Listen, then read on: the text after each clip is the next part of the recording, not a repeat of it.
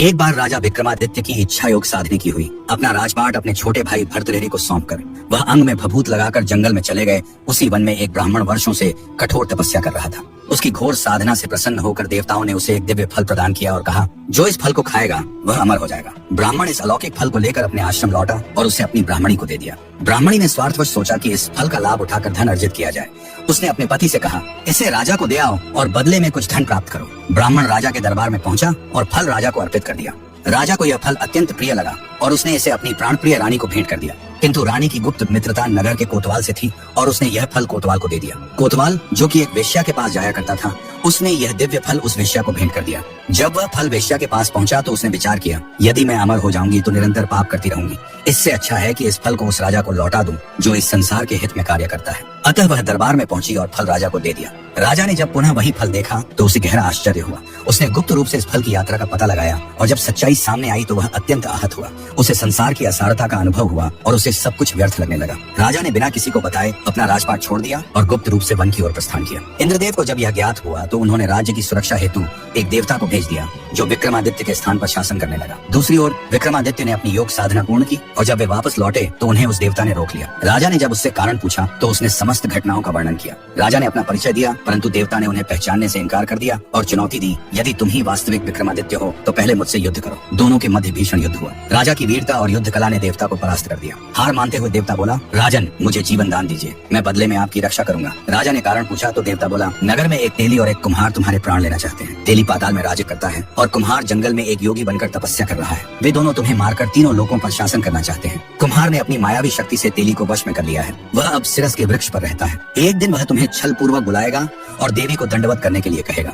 तुम उसे कह देना कि राजा दंडवत करना नहीं जानते। तुम बताओ कैसे करें। जैसे ही वह अपना सिर झुकाएगा तुम्हें तत्काल अपनी तलवार से उसका सिर काट देना चाहिए। इसके पश्चात तुम दोनों के शरीर को देवी के समक्ष खौलते तेल के कड़ाह में डाल देना। राजा विक्रमादित्य ने इस योजना पर कार्य किया। कुम्हार ने उन्हें अपने जाल में फंसाने का प्रयास किया किंतु राजा ने अपनी चतुराई से उसकी चाल को उलट दिया। जब कुम्हार ने सिर झुकाया तो राजा ने अपने खड्ग से उसका वध कर दिया और देवी के निर्देशानुसार तेली और कुम्हार के शवों को खौलते तेल में डाल दिया। इस कृत्य से देवी अत्यंत प्रसन्न हुई और राजा को 2 शक्तिशाली वीर प्रदान किए जो सदैव उनकी सहायता करने के लिए तत्पर रहते थे। विक्रमादित्य ने पुनः राज्य लौटकर शासन संभाला। वे अत्यंत न्यायप्रिय और धर्मनिष्ठ राजा बन गए। उनके साथ मिले 2 वीरों की सहायता से उन्होंने कई बड़े कार्य किए और अपने राज्य को समृद्धि तथा न्याय का प्रतीक बना दिया। इस प्रकार यह रहस्यमयी कथा केवल एक राजा के त्याग, षड्यंत्र और विजय की नहीं बल्कि सत्य और धर्म की शक्ति को सिद्ध करने वाली भी है। एक बार पुरुषार्थ और भाग्य के बीच यह विवाद उठ खड़ा हुआ कि उनमें से कौन अधिक प्रभावशाली और महत्वपूर्ण है। पुरुषार्थ का कहना था कि बिना कठिन परिश्रम के कुछ भी संभव नहीं, जबकि भाग्य इस पर अडिग था कि जो भी प्राप्त होता है वह केवल पूर्व निर्धारित भाग्य के कारण ही संभव होता है। इस बहस ने इतना उग्र रूप धारण कर लिया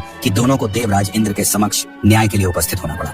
देवराज इंद्र भी इस कठिन प्रश्न का उत्तर देने में असमर्थ रहे। यदि वे पुरुषार्थ को श्रेष्ठ बताते तो वे उन भाग्यवानों का क्या उत्तर देते जिन्होंने बिना परिश्रम के ही सब कुछ प्राप्त कर लिया था, और यदि भाग्य को श्रेष्ठ मानते तो वे उन असंख्य लोगों के संघर्ष और मेहनत को कैसे अनदेखा कर सकते जिन्होंने अपने पुरुषार्थ से सफलता प्राप्त की थी। इस दुविधा से बचने के लिए उन्होंने पुरुषार्थ और भाग्य को विक्रमादित्य के पास भेजने का निश्चय किया। विक्रमादित्य एक न्यायप्रिय और बुद्धिमान राजा थे जो इस जटिल समस्या का समाधान निकाल सकते थे। पुरुषार्थ और भाग्य मानव रूप धारण कर विक्रमादित्य के समक्ष पहुंचे और अपने विवाद का समाधान करने का अनुरोध किया। विक्रमादित्य ने तुरंत कोई निर्णय नहीं लिया और 6 महीने की मोहलत मांगी। उन्होंने निश्चय किया कि वे स्वयं जीवन के विभिन्न पहलुओं को समझने के लिए सामान्य जनता के बीच विचरण करेंगे। अपने राज्य से निकलकर विक्रमादित्य ने विभिन्न नगरों और गांवों की यात्रा की, अलग अलग लोगों के जीवन को निकट से देखा, लेकिन फिर भी कोई निष्कर्ष नहीं निकाल सके। तब उन्होंने सोचा कि किसी अन्य राज्य में जाकर अपने उत्तर की खोज करें। अपनी यात्रा के दौरान वे एक व्यापारी के यहाँ नौकरी करने लगे। जब व्यापारी ने उनसे उनकी योग्यता पूछी तो उन्होंने उत्तर दिया, मैं वह कर सकता हूँ जो कोई और नहीं कर सकता। कुछ दिनों बाद व्यापारी अपने जहाज में व्यापार करने के लिए समुद्री मार्ग से यात्रा पर निकला। विक्रमादित्य भी उसके साथ थे।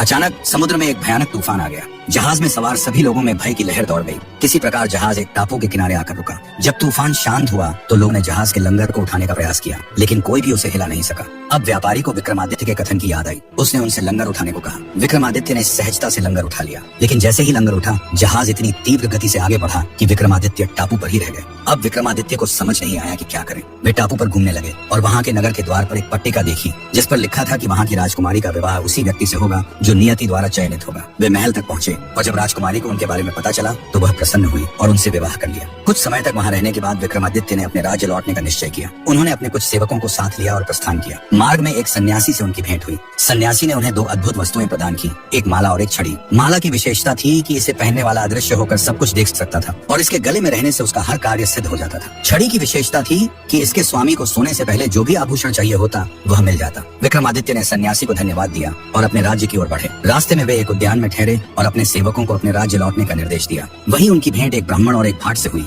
जो वर्षों से इस आशा में उद्यान की देखभाल कर रहे थे कि उनके राजा कभी आएंगे और उनकी दयनीय स्थिति को सुधारेंगे। विक्रमादित्य को उनकी स्थिति पर दया आई। उन्होंने सन्यासी से प्राप्त माला भाट को और छड़ी ब्राह्मण को दे दी। वे दोनों इन अनमोल वस्तुओं को पाकर आनंदित हो गए और विक्रमादित्य की स्तुति करते हुए चले गए। अब विक्रमादित्य अपने राजमहल पहुंचे और पुनः अपने कार्यों में संलग्न हो गए। जब 6 महीने की अवधि समाप्त हुई तो पुरुषार्थ और भाग्य उनके पास अपने निर्णय की प्रतीक्षा में आए। विक्रमादित्य ने कहा, पुरुषार्थ और भाग्य एक दूसरे के पूरक हैं। भाग्य से मुझे सन्यासी से माला और छड़ी प्राप्त हुई, लेकिन पुरुषार्थ से मैंने उन्हें ब्राह्मण और भाट को प्रदान कर दिया। यदि पुरुषार्थ नहीं होता तो भाग्य से प्राप्त वस्तुएं मेरे पास ही रह जाती और किसी का भी भला न कर पाती। इसलिए दोनों ही महत्वपूर्ण हैं और एक के बिना दूसरा अधूरा है। पुरुषार्थ और भाग्य इस उत्तर से पूरी तरह संतुष्ट हो गए और अपनी शंका का समाधान पाकर वहां से चले गए। यह कथा हमें यह सिखाती है कि जीवन में भाग्य और पुरुषार्थ दोनों का अपना महत्व है। केवल भाग्य के भरोसे बैठना मूर्खता है और केवल परिश्रम करने से बिना उचित अवसरों के सफलता नहीं मिलती। इसलिए दोनों के संतुलन से ही जीवन में सच्ची सफलता प्राप्त होती है। बहुत दिनों की बात है, उज्जैन नगरी में राजा भोज नाम का एक राजा राज करता था। वह बड़ा दानी और धर्मात्मा था। न्याय ऐसा करता कि दूध और पानी अलग अलग हो जाए। उसके राज में शेर और बकरी एक घाट पानी पीते थे। प्रजा सब तरह से सुखी थी। नगरी के पास ही एक खेत था जिसमें एक आदमी ने तरह तरह की साग सब्जियां लगा रखी थी। एक बार की बात है, खेत में बड़ी अच्छी फसल हुई, खूब तरकारियां उतरी, लेकिन खेत के बीचों बीच थोड़ी सी जमीन खाली रह गई। बीज उस पर डाले थे पर जमे नहीं। सो खेत वाले ने क्या किया कि वहाँ खेत की रखवाली के लिए एक मचान बना लिया। उस पर जैसे ही चढ़ा कि लगा चिल्लाने, राजा भोज को पकड़ लाओ और सजा दो। होते होते यह बात राजा के कानों में पहुंची। राजा ने कहा, मुझे उस खेत पर ले चलो, मैं सारी बातें अपनी आंखों से देखना और कानों से सुनना चाहता हूँ। लोग राजा को ले गए। खेत पर पहुँचने ही देखा कि वह आदमी मचान पर खड़ा है और कह रहा है, राजा भोज को फौरन पकड़ लाऊं और मेरा राज उससे ले लो, जाओ जल्दी जाओ। यह सुनकर राजा को बड़ा डर लगा। वह चुपचाप महल में लौट आया। फिक्र के मारे उसे रात भर नींद नहीं आई। ज्यों-त्यों रात बिताई, सवेरा होते ही उसने अपने राज्य के ज्योतिषियों और पंडितों को इकट्ठा किया। उन्होंने हिसाब लगाकर बताया कि उस मचान के नीचे धन छिपा है। राजा ने उसी समय आज्ञा दी कि उस जगह को खुदवाया जाए। खोदते खोदते जब काफी मिट्टी निकल गई तो अचानक लोगों ने देखा कि नीचे एक सिंहासन है। उनके अचरज का ठिकाना न रहा। राजा को खबर मिली तो उसने उसे बाहर निकालने को कहा, लेकिन लाखों मजदूरों के जोर लगाने पर भी वह सिंहासन टस से मस न हुआ। तब एक पंडित ने बताया कि यह सिंहासन देवताओं का बनाया हुआ है, अपनी जगह से तब तक नहीं हटेगा जब तक कि इसको कोई बलि न दी जाए। राजा ने ऐसा ही किया। बलि देते ही सिंहासन ऐसे ऊपर उठाया मानो फूलों का हो। राजा बड़ा खुश हुआ। उसने कहा कि इसे साफ करो। सफाई की गई। वह सिंहासन ऐसा चमक उठा कि अपने मुंह देख लो। उसमें भांति भांति के रत्न जड़े थे जिनकी चमक से आंखें चौधी आती थी। सिंहासन के चारों ओर 8-8 पुतलियां बनी थी। उनके हाथ में कमल का एक एक फूल था। कहीं कहीं सिंहासन का रंग बिगड़ गया था, कहीं कहीं से रत्न निकल गए थे। राजा ने हुक्म दिया कि खजाने से रुपया लेकर उसे ठीक कराओ।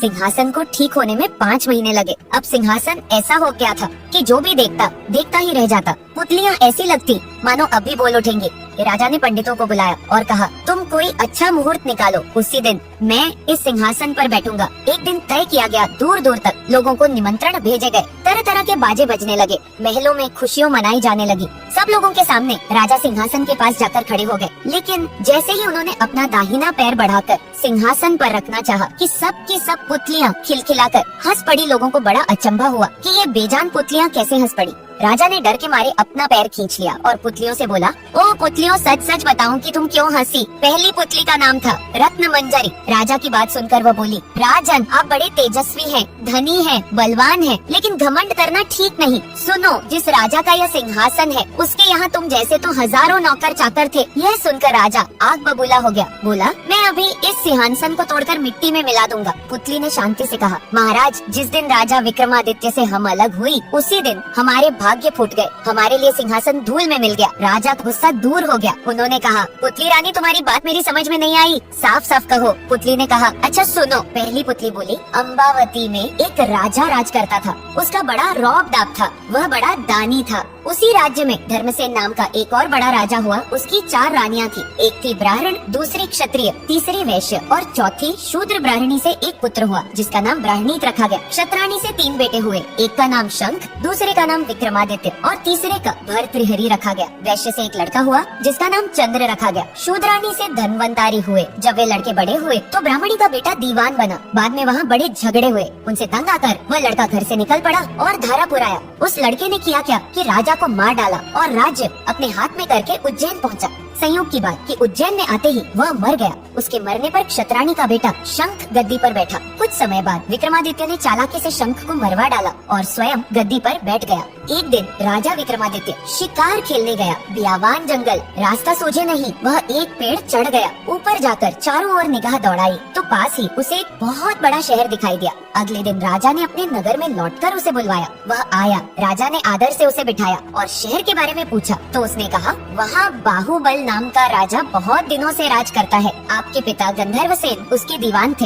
एक बार राजा को उन पर अविश्वास हो गया और उन्हें नौकरी से अलग कर दिया। गंधर्वसेन अम्बावती नगरी में आए और वहाँ के राजा हो गए। हे राजन, आपको जग जानता है, लेकिन जब तक राजा बाहुबल आपका राज तिलक नहीं करेगा तब तक आपका राज अचल नहीं होगा। मेरी बात मानकर राजा के पास जाओ और प्यार में बुलाकर उससे तिलक कराओ। विक्रमादित्य ने कहा, अच्छा, और वह लूतवरण को साथ लेकर वहाँ गया। बाहुबल ने बड़े आदर से उसका स्वागत किया और बड़े प्यार से उसे रखा। 5 दिन बीत गए। लूतवरण ने विक्रमादित्य से कहा, जब आप विदा लोगे तो बाहुबल आपसे कुछ मांगने को कहेगा। राजा के घर में एक सिंहासन है जिसे महादेव ने राजा इंद्र को दिया था और इंद्र ने बाहुबल को दिया। उस सिंहासन में यह गुण है कि जो उस पर बैठेगा वह 7 द्वीप नवखंड पृथ्वी पर राज करेगा। उसमें बहुत से जवाहरात जड़े हैं। उसमें सांचे में ढालकर 32 पुतलियां लगाई गई है। हे राजन, तुम उसी सिंहासन को मांग लेना। अगले दिन ऐसा ही हुआ। जब विक्रमादित्य विदा लेने गया तो उसने वही सिंहासन मांग लिया। सिंहासन मिल गया। बाहुबल ने विक्रमादित्य को उस पर बिठाकर उसका तिलक किया और बड़े प्रेम से उसे विदा किया। इससे विक्रमादित्य का मान बढ़ गया। जब वह लौटकर घर आया तो दूर दूर के राजा उससे मिलने आए। विक्रमादित्य चैन से राज करने लगा। एक दिन राजा ने सभा की और पंडितों को बुलाकर कहा, मैं एक अनुष्ठान करना चाहता हूँ। आप देखकर बताइए कि मैं इसके योग्य हूँ या नहीं। पंडितों ने कहा, आपका प्रताप तीनों लोकों में छाया हुआ है। आपका कोई बैरी नहीं, जो करना हो कीजिए। पंडितों ने यह भी बताया कि अपने कुनबे के सब लोगों को बुलाइए। 1.25 लाख कन्यादान और 1.25 लाख गायें दान कीजिए। ब्राह्मणों को धन दीजिए। जमींदारों का 1 साल का लगान माफ कर दीजिए। राजा ने यह सब किया। 1 बरस तक वह घर में बैठा पुराण सुनता रहा। उसने अपना अनुष्ठान इस ढंग से पूरा किया कि दुनिया के लोग धन्य धन्य करते रहे। इतना कहकर पहली पुतली राजा भोज से बोली, हे राजन, तुम ऐसे हो